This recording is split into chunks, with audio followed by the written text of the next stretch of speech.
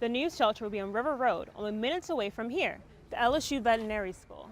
The hope is that the change in location will help save more animals' lives. According to local business owners, investors want this land because, well, it's only a step away from LSU. Students can now share notes and testing information on note-sharing sites and apps, and the university does not currently have a rule on what is and what isn't allowed. While many Barron Parks have already stopped smoking inside, some still allow smoking on their patio, and they're not really sure how the ban is going to affect business. While LSU does not consider the use of ADD and ADHD medications as cheating, it does consider it a violation of the honor code. After the regular session, the governor says that they will have to have a special session to help fill the $750 million gap. Officials say the key to getting more students reporting sexual assaults on campus is to change the rape culture on campus. LSU may soon have new neighbors. One City Parish shelter is trying to raise money to be closer to the heart of the city. There we go. Now that's When looking for a dog, Jonathan Stelly only adopts from shelters. He says dogs like Gilmore have a lot of love to give because of their past.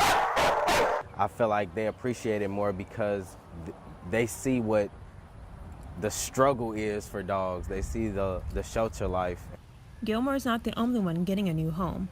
After 5 decades in North Baton Rouge, the Companion Animal Alliance is moving.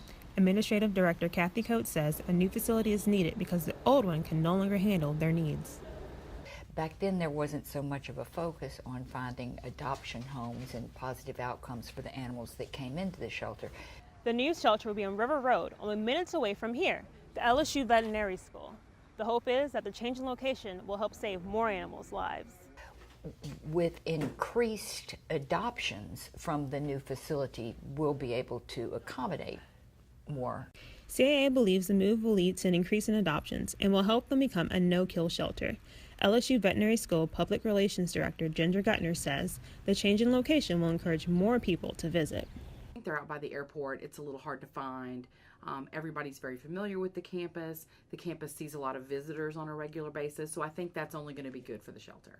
So far, the shelter has raised $10 million through private foundations, but still needs $2 million before they can start construction.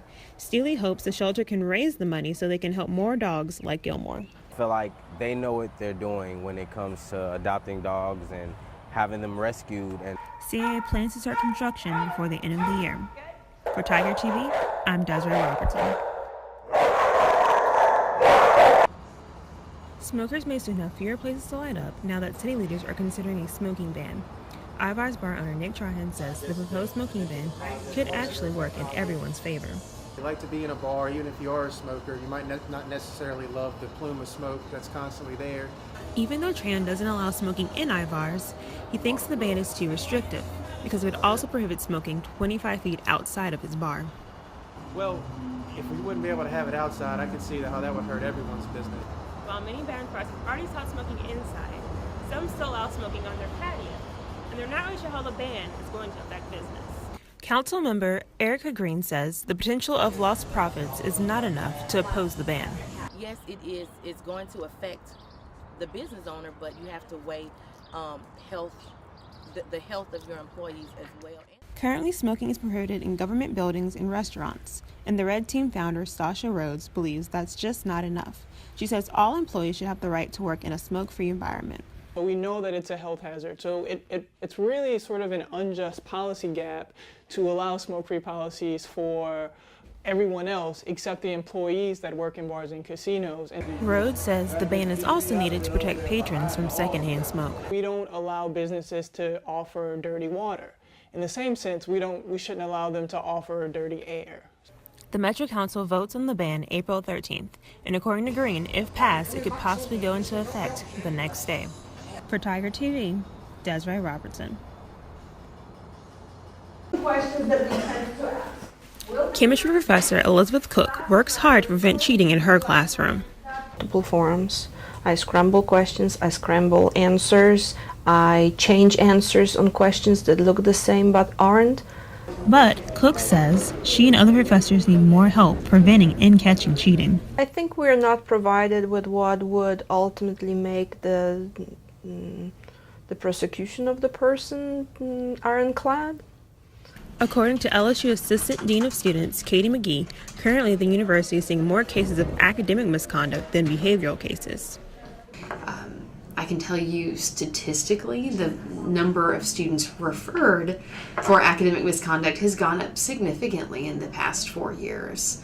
Yee says universities across the country are also seeing the same trend. One reason she gives? Technology. There's so much more opportunity to gain unauthorized information now that didn't exist even 5 years ago. Students can now share notes and testing information on note-sharing sites and apps, and the university does not currently have a rule on what is and what isn't allowed. Well, there are some faculty that put in their syllabus, you may not post my course materials. Others are okay with it. It's always important to ask. It's never appropriate to share test information.